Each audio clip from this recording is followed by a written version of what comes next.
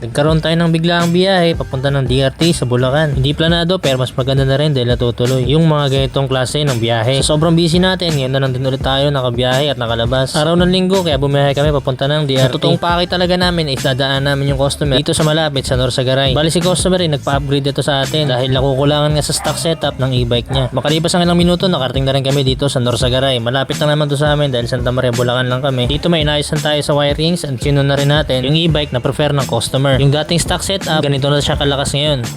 Ay!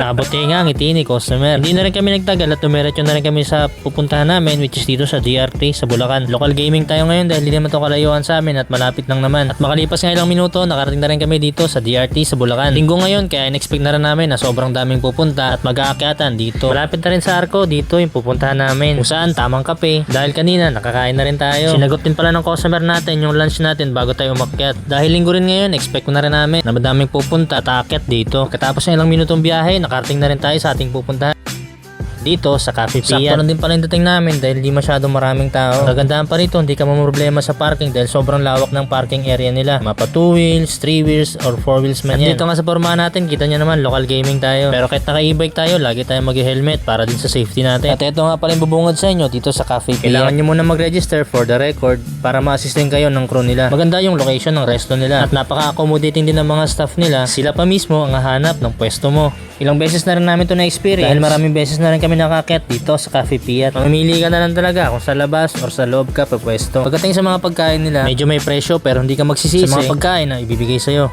Tamang kape lang din kami dito habang pinagmamasdan yung view dito sa Cafe Piat. Sa mga gusto rin palang bumiyahe ng gabi, open din sila hanggang 12 midnight. Dito tamang walk trip kami dahil napakaganda rin ng view sa area. Meron din palang bagong bukas dito na simbahan tapat lang mismo ng restaurant. Hindi rin nagtagal, bumiyahe na rin kami pa uwi. Ang haling tapat din kasi yung biyahe namin at may mga dapat pang gawin kasi re-recta rin ako sa gawa mamaya. Susunod na biyahe natin, lilibutin natin tong buong DRT. Hahanap lang tayo ng tiyempo at schedule. At sana makasama rin namin kayo sa biyahe namin. At kung umabot ka sa part ng video na to, maraming salamat sa suporta mo. At kung trip mo rin yung mga ganitong klase ng video, huwag mong kalimutan na mag-like and follow sa ating Facebook page.